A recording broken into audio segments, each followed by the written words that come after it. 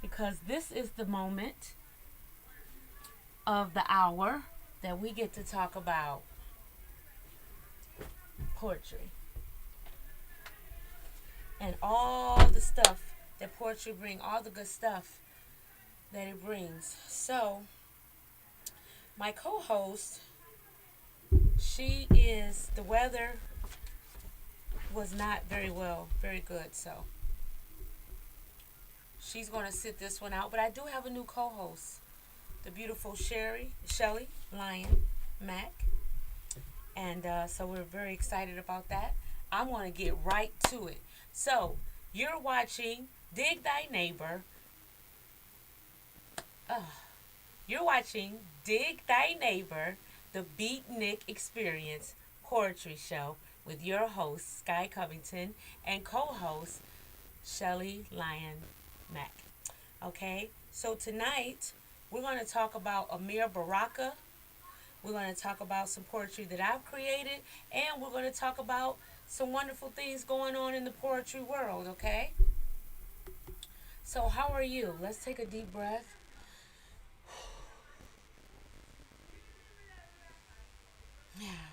And do that station ID. Again, you're watching the Dig Thy Neighbor, the Beatnik Experience Poetry Show with yours truly, Sky Covington. You can, we're live streaming on Facebook, YouTube, Twitch, and Twitter, and other top social media platforms. Like, follow, share, comment, and subscribe. Thank you for watching again and again. WJZZ Cool TV, the coolest station in the world. So, I am so excited. I am so unbelievably grateful, with so much gratitude and so much curiosity and so much enthusiasm about what we can do and talk about in an hour when it pertains to poetry.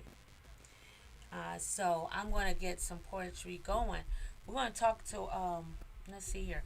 We're going to feature and talk about Amir Baraka.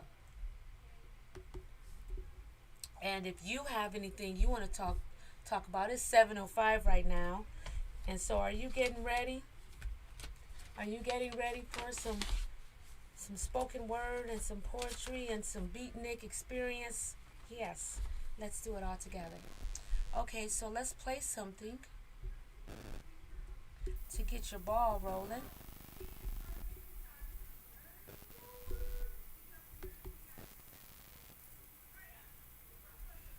I think that is the ball. Yes, we're going to go right to it. So remember, this show, I'm doing this show. This is my new show. I'm still trying to find my voice, everyone. I know who I am, but there's a voice that's inside me, and I'm I'm throwing life away. All the things that I experienced, I'm going to keep a little of that. But as far as like the ego manifest of not starting something new, this is totally new, and I'm so excited about this. So we're going to listen to Wise by Amir Baraka. Okay, here we go.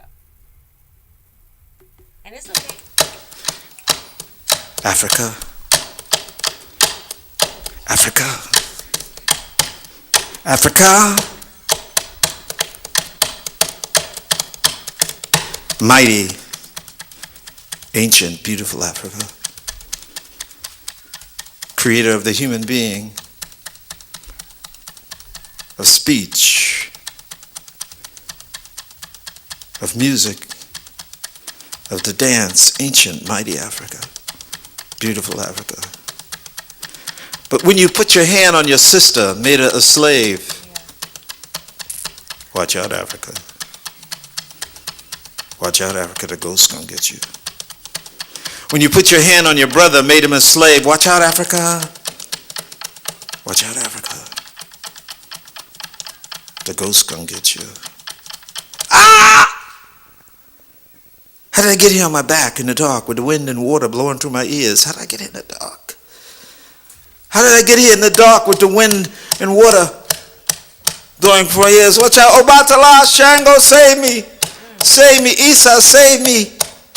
How did I get here on my back in the dark with the wind and water blowing through my ears? My brother the king sold me to the ghosts.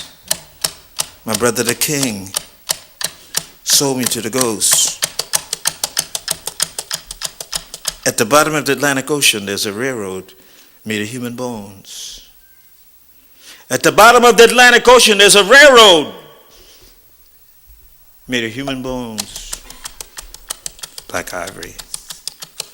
Black ivory.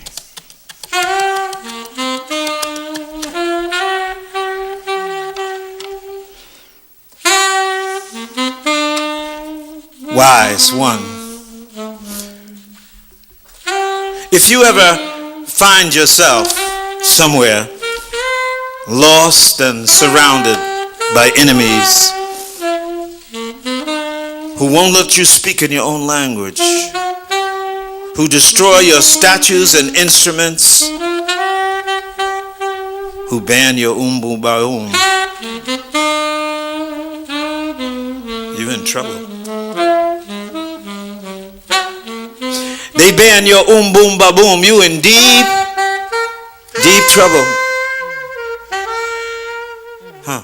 Probably take Amir Baraka, wise.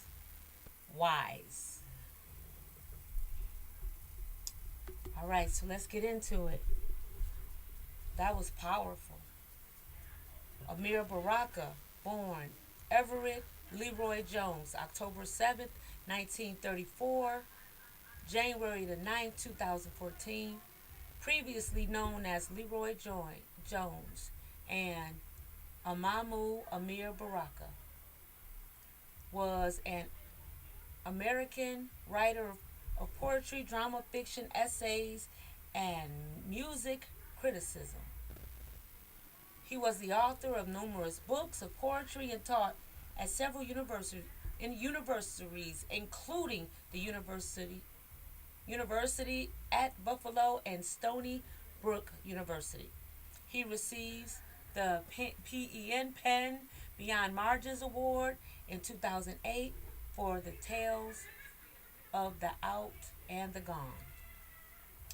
Baraka's career spanned nearly 52 years as his theme ranged from black liberation to white racism. Some poems that are also associated with him are the music reflections of jazz and blues, the Book of Monk, and new music, new poetry. Works that drawn on topics from the world of society, music, and literature. Baraka's poetry and writings have attracted both high praise and condemnation. In the African American community, some compare Baraka to James Baldwin and recognize him as one of the most respected and mostly highly published black writers of his generation. Others have said his work is an expression of violence, misogyny, and homophobia.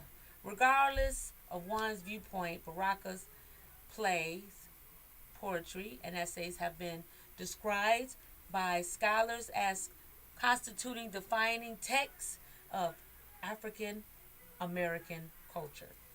Now, this is Wikipedia. And because I can't sit down with him,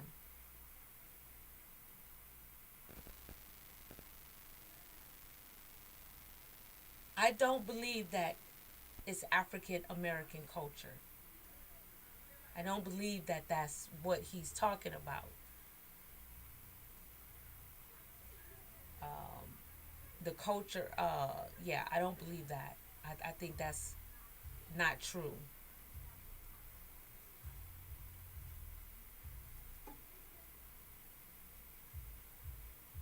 Constituting defining text for African American culture. Is slavery culture? Is that a culture? Can you call slavery culture? I probably have to, yeah. Is that a culture? Barack's brief tenure as poet laureate of New Jersey in 2002 and 2003 involved controversy over a public reading of his poem Somebody Blew Up America, which resulted in accusations of anti Semitism and negative attention from critics and politicians. But it's poetry. So is that a culture? Because I could only gather if it's a culture, maybe it's a culture, but you say it's a culture, you can't say it's a culture and then get mad if the culture does what the culture does. I mean, I guess you can, because I guess you can do that, because that is what that is. That's American. I get it. That's what it is.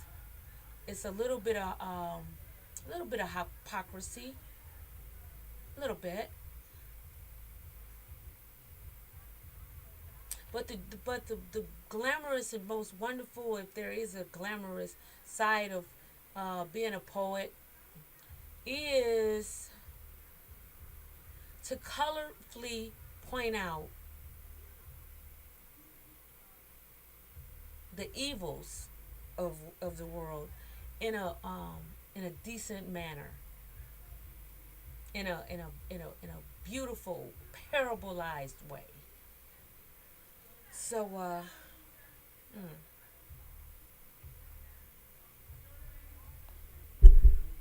So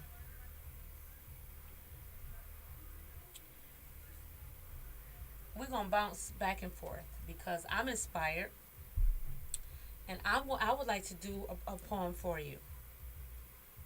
Is that cool? And I'm gonna call this Amir Baraka. Let's see here.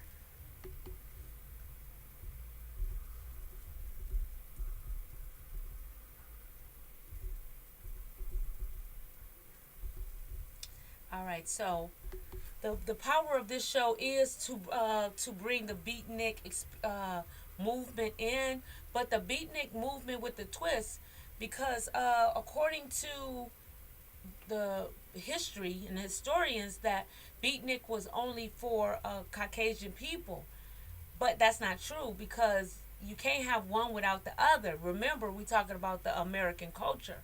So there's this thing that was happening again, and so we're gonna try a little bit of it.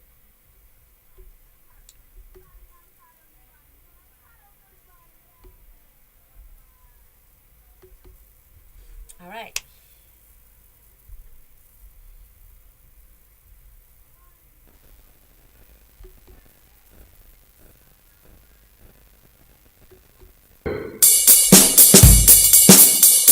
I am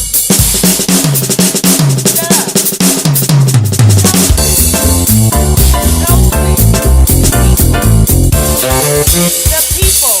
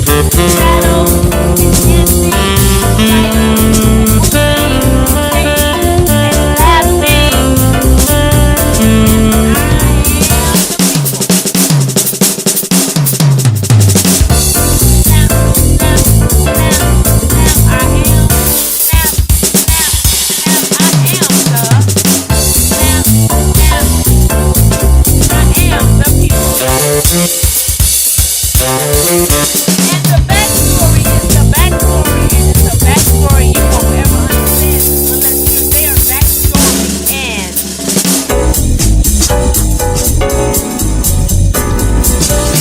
I used to sneak off behind the cornfield, waiting for a golf cart to rescue me. I was way before my time. Restored cotton home and shaken African American culture. That's what you're saying? I know.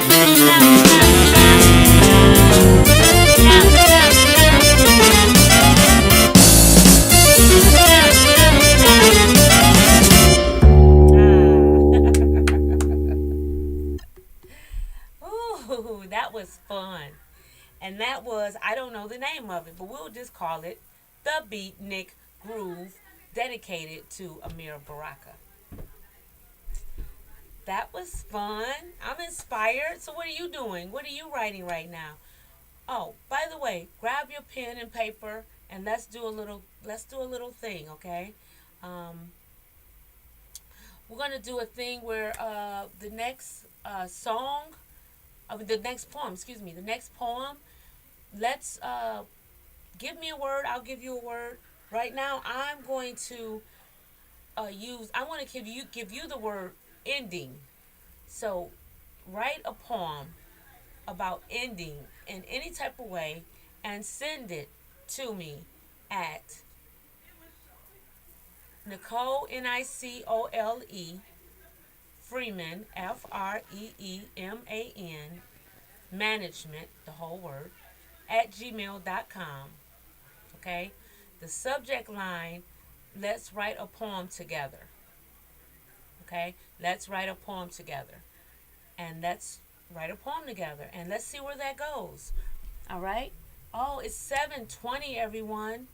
And I just want to say thank you for tuning in on my new show, Dig Thy Neighbor, the Beatnik Experience poetry show with your hostess, Sky Covington, also known as Yabella.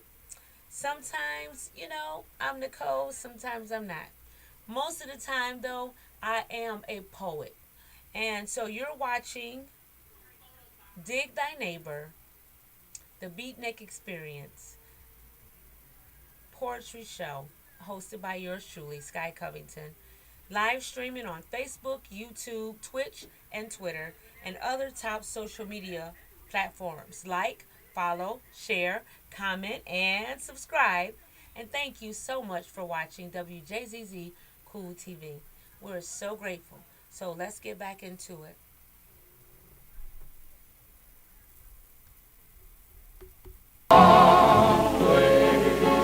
From home. Sometimes I feel that the night is long. The village is the last remaining training ground for young talent. Virtually every successful performer has played here sometime. Sometimes I feel that the night is long. A long way from home. A long. Okay, it just hit me. Beatnik. Okay. I don't know. It's powerful. It's powerful. I'm beginning to believe that Beatnik is also a sister to hip hop in some odd way. Yeah, I'm believing to believe that. I'm believing to believe that. Indeed. Indeed. So, yeah. I'm going to finish listening to this, but you decide.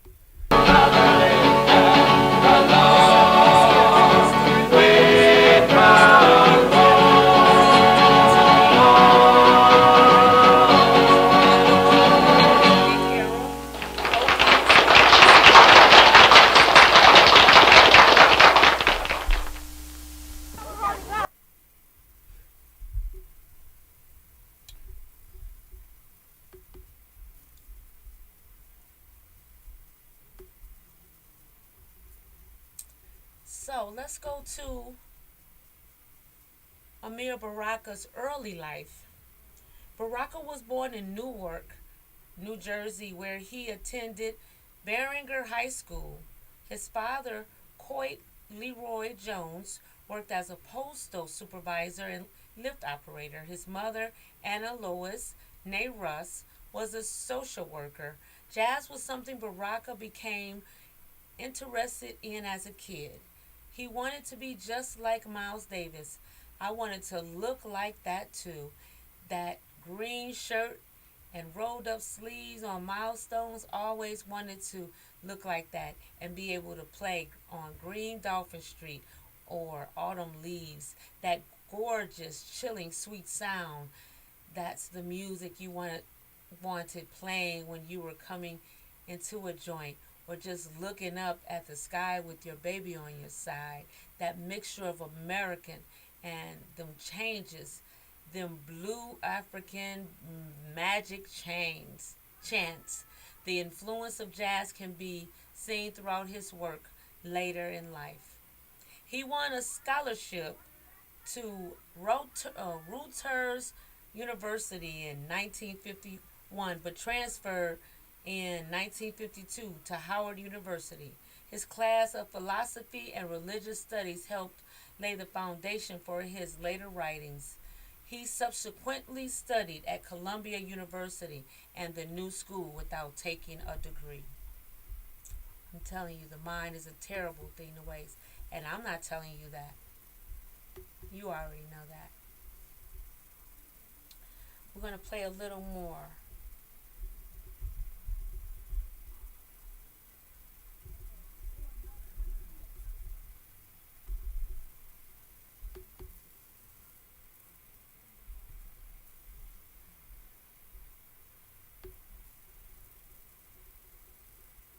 Oh, let's play this one, Dope.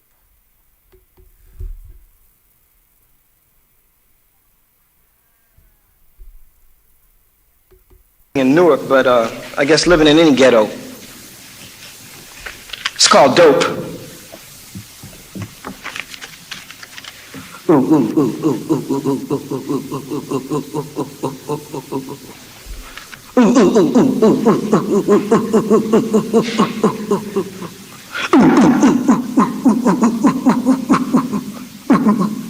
Ray light, morning, fire, lynchette. Yes, the pain in dreams comes again. Race pain, people are people everywhere. Yeah, ooh, ooh, ooh, ooh, ooh, yeah, ooh, ooh, ooh, ooh, yeah. Are people, yes, people, every people, most people, ooh, ooh, ooh, ooh, ooh, ooh, yeah, ooh, ooh, ooh, ooh, ooh, most people in pain. Yes, the pain and pain today.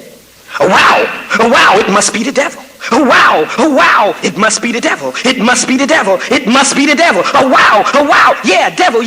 Oh wow, must be the devil. Must be the devil. Must is be the devil. It can't be Rockefeller. It can't be him, no Lord. It can't be DuPont, no Lord. Can't be no Lord. No way, NASA, no way, Jose. Can't be them rich folks. They's good to us. They's good to us. They's good to us. They's good to us. They's good to us. I know that Master told me so. I see it on Channel 7. I see it on Channel 9. I see it on Channel 4 and 2 and 5. The rich folks good to us, poor folks ain't shit. Hallelujah, hallelujah. Oh wow, everything gonna be different after we die. We ain't gonna be hungry, ain't gonna be pain, ain't gonna be suffering, won't go through this again after we die. After we die, oh wow.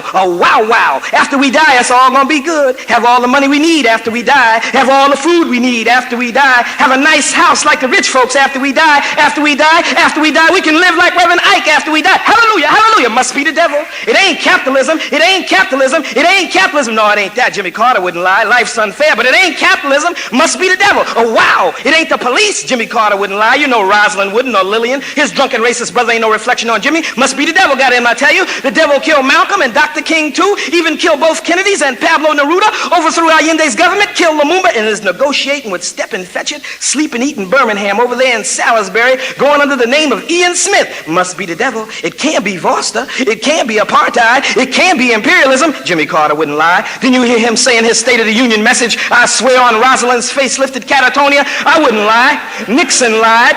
Haldeman lied.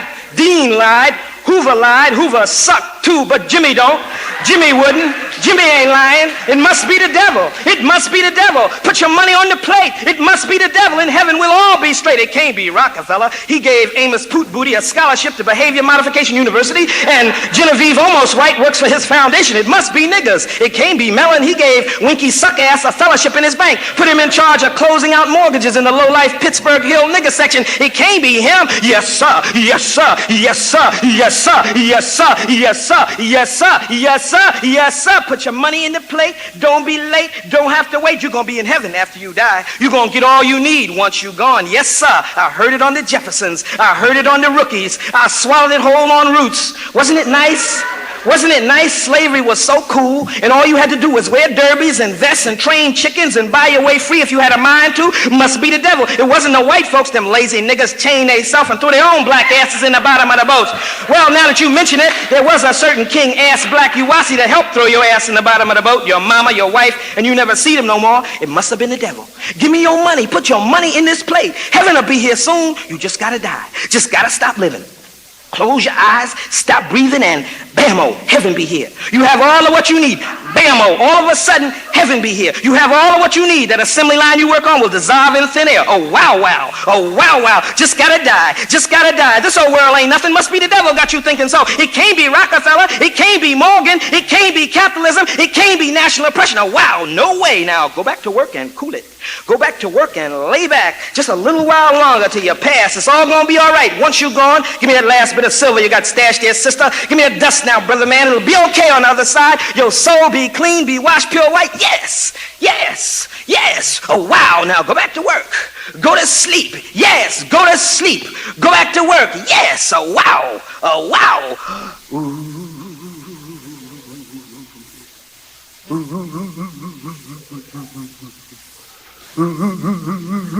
Yes.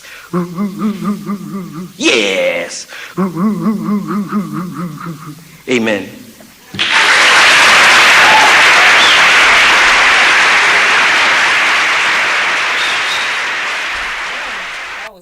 Yeah. Yeah, that was, yeah. I'm a little speechless. That was beautiful. Let's see.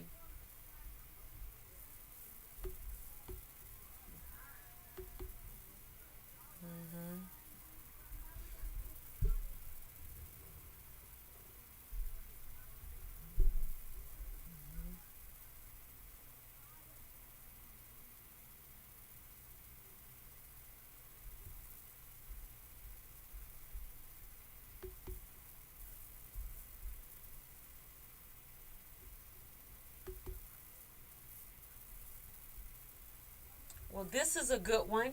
This is Deaf Poetry, Baraka, Why Is We Americans? On Def Jam. I'm excited about this. Check this out.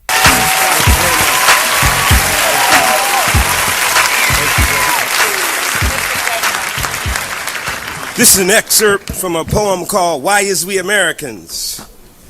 But reality is an excerpt on television. Yes, it is. Why is we Americans? Why is we Americans? Boodee-da, boodee-da, boodee-da, boodee-da, boodoo-doo, beep-dee-dee-dee, boodee-boodee, boo-boo-boo. What I want is me, for real. I want me and myself, and what that is what I be and what I see and feel, and who is me and the what it is and who it is, and when it me is what it be. I'm going to be here if I want, like I said, self-determination. But I ain't come from a foolish tribe.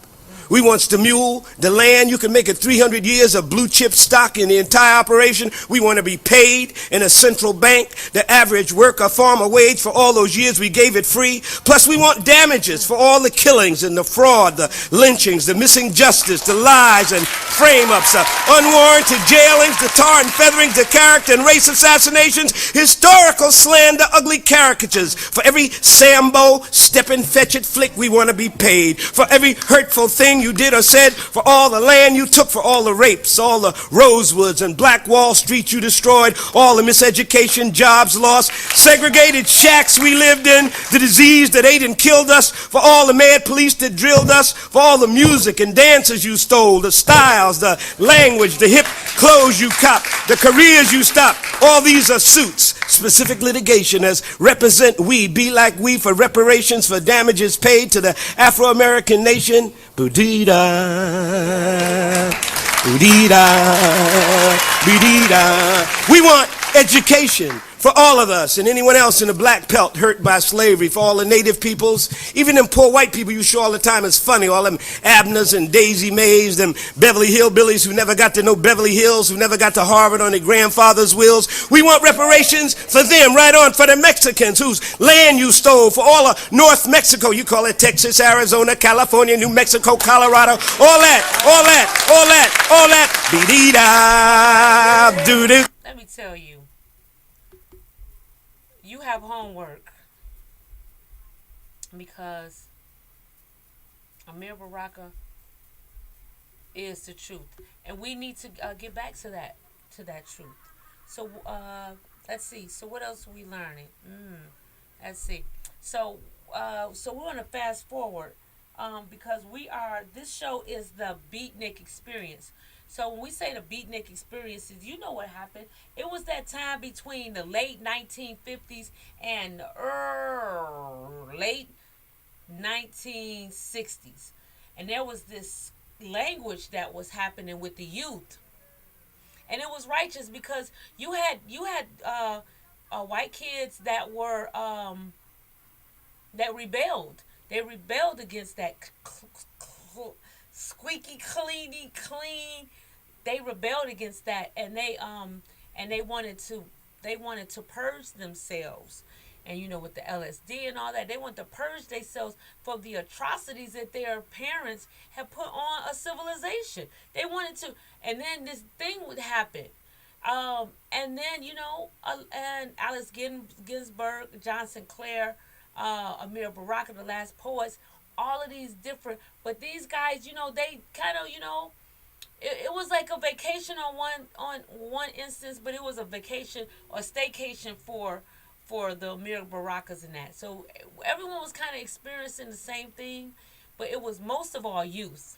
That's what it was. So in 1954, he joined the United States Air Force as a gunner, reaching the rank of sergeant. This was a decision he would come to regret.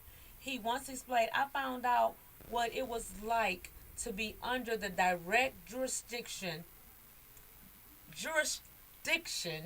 of people who hated black people.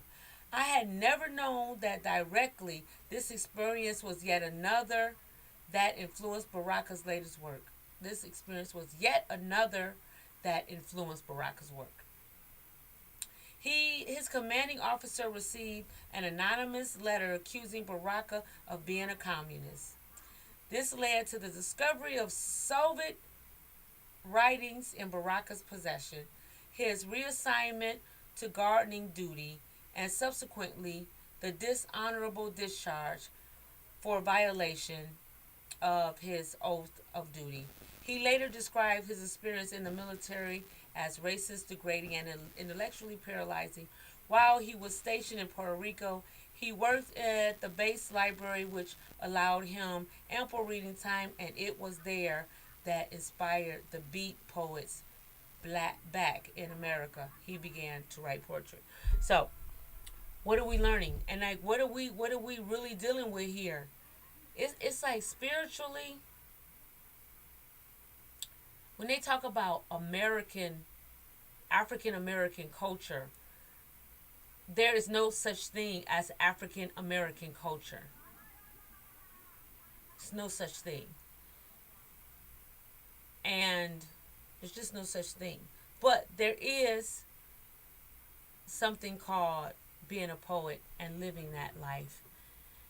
Just like there's something called being black and living that life, and there's all of these instances that we have to live where we were created to live. We have to work what we were given to work. That's what we have to do. So, in hindsight, Amir Baraka experienced racism, but I believe that everything was already predestined. So for him to, somebody had to write what he wrote. Somebody has to write what you write and what you wrote, because it's not, because I'm learning too with poetry, the defining moment of being a poet is when it's necessary to get that word out, no matter how debilitating it may make you, or how exposed or how uncomfortable you might be delivering that message. Of course, nobody likes the messenger. Well, they like me being the messenger because I pride myself in trying to be as sincere and loving as possible. But that's just an image that I put on myself because I'm sure that I've delivered messages that was just horrible, you know. But at least we have goals, right? So let's go. I'm inspired again. So let me do another poem. And we'll just keep it moving. All right, it is 7:39. And you are watching the preservation. Oh, ooh, that's at 6 o'clock. I know I was going to make that mistake at one point. But you are watching Dig Thy Neighbor, the Beatnik Experience. Dig Thy Neighbor, the Beatnik Experience. The Beatnik Experience. Poetry show. With your hostess, Sky Covington. And I do have a new co-host. And she couldn't make it today, but that's okay. Because guess what? We're still going to give the love, and we're sending love out to Shelly. We love you, Shelly.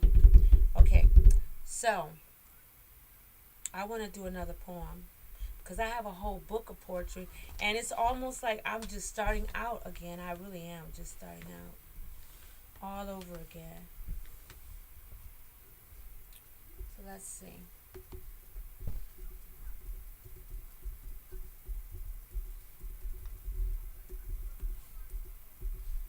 All right.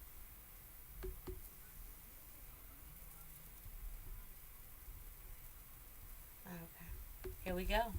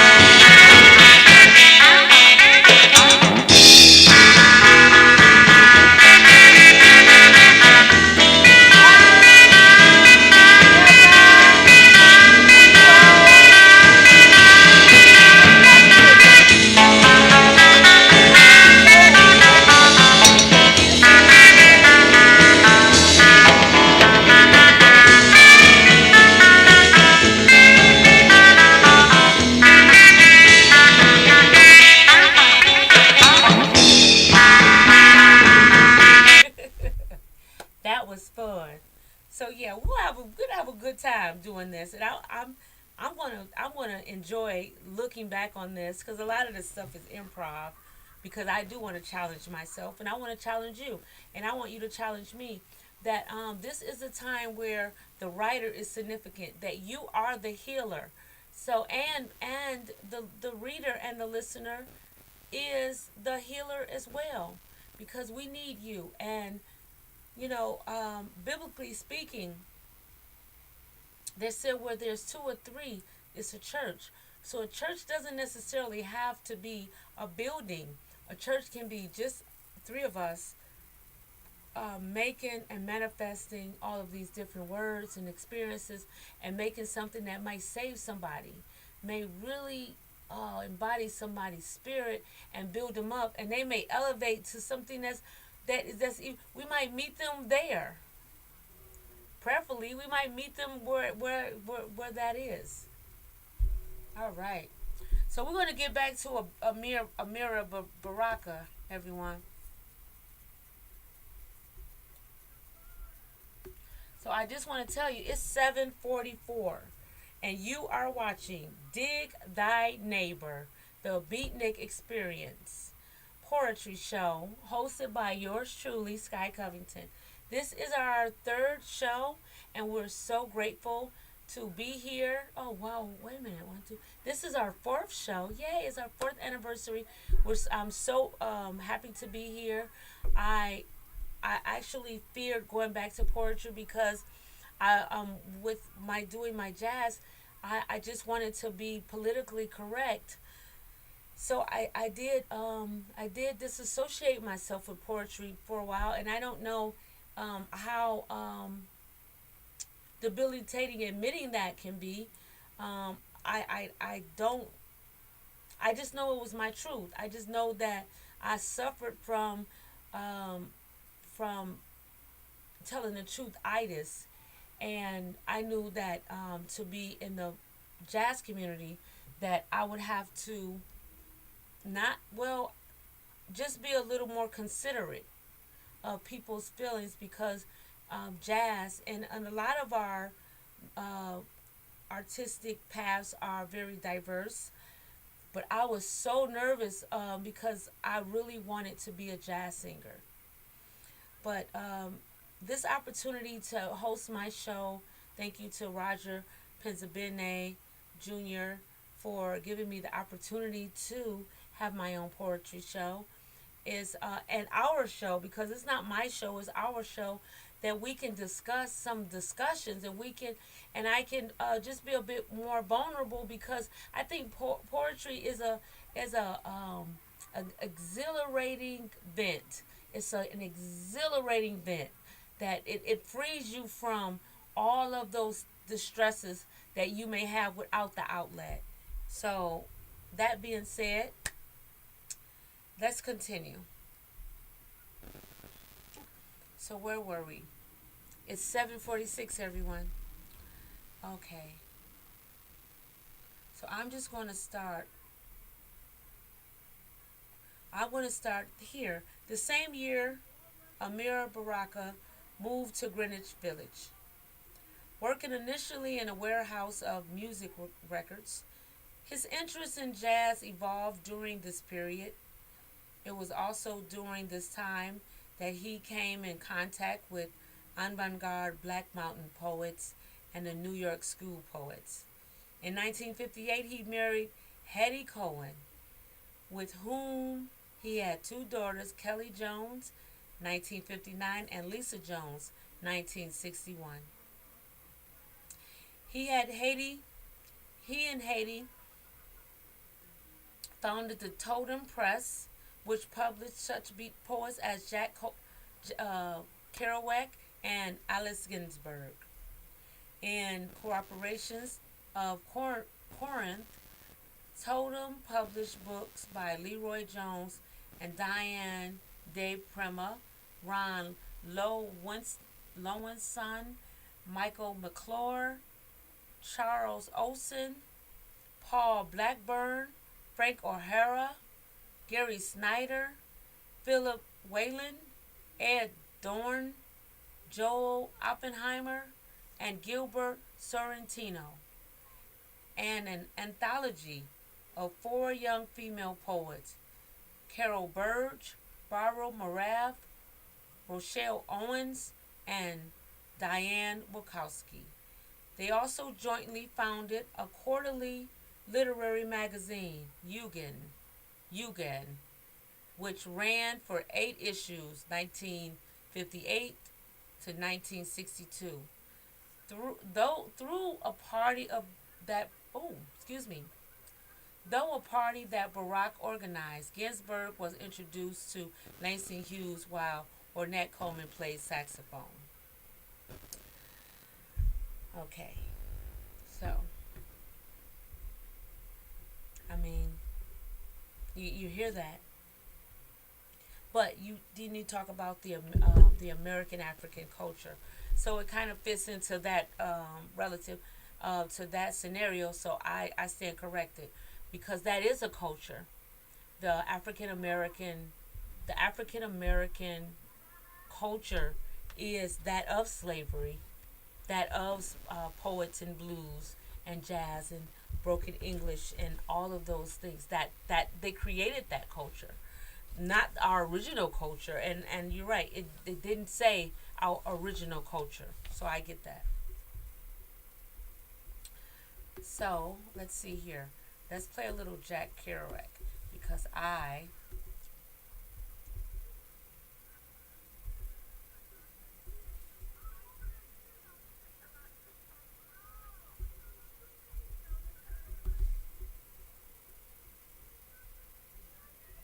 oh, it's a good one. I really did love Jack Kerouac, and I was definitely a fan.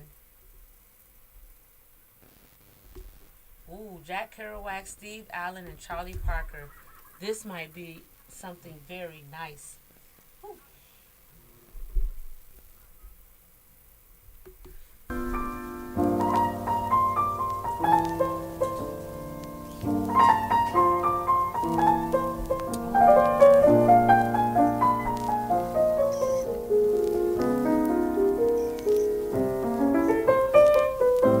Charlie Parker looked like Buddha. Charlie Parker, who recently died laughing at a juggler on TV after weeks of strain and sickness, was called a perfect musician, and his expression on his face was as calm, beautiful, and profound as the image of the Buddha represented in the East. The lidded eyes, the expression that says, all is well. This was what Charlie Parker said when he played, all is well.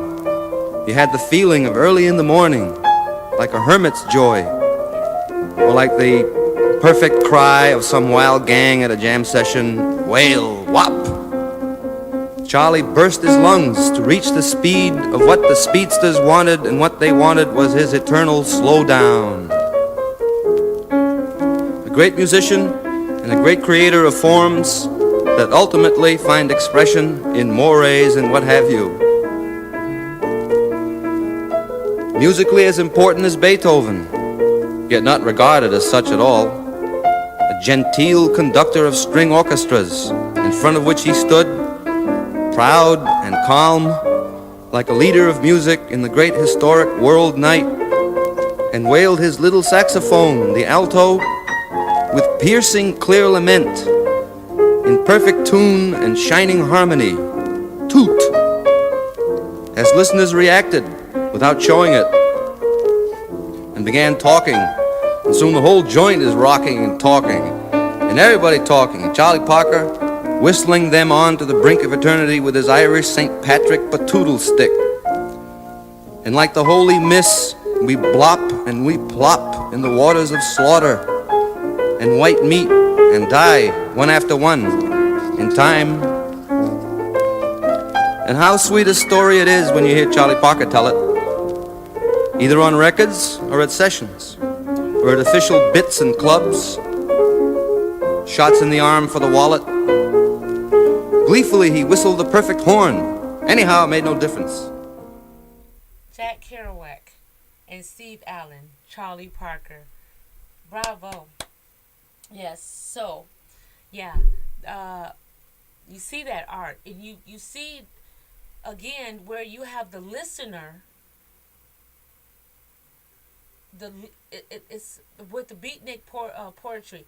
You have the listener in turn giving tribute to the giver, or to the giver, and I think, well, I believe that beatnik poetry was it was a montage of love letters to the children of the slave. So here you have, coming out of the 1950s and all that, and here you have these children, and this is their language together. So for me, that is the beatnik era. You have some that collided together, and you have some that was deemed Semitic. It was just a thing. But we're going to tackle all those wonderful occasions, all of those wonderful experiences, all of the not so wonderful, and we're going to talk about that work that came from that era. Because if you really think about the beatnik era, that's where we want to go back there. We want to be able to have some dialogue from the two. That's not well. I think maybe we might be there. We might be in the beatnik era, and that's why this work might be necessary. My name is Sky Covington, and again, you are watching the Dig Thy Neighbor Beatnik Experience Poetry Show with your hostess, Sky Covington. My co-host, Shelly, she couldn't be here today, and she's my new co-host, and we're going to keep it moving, and she's going to be here, and she's going to inspire you when she can. And let me tell you, it's an honor and a privilege to be able to talk about Amir Baraka with you and learn together, because I've learned so much about him, and I'm going to go home and write some poetry. It's 7:55. That means it's time for me to go. I love you. I appreciate you. Do your homework. Write some words.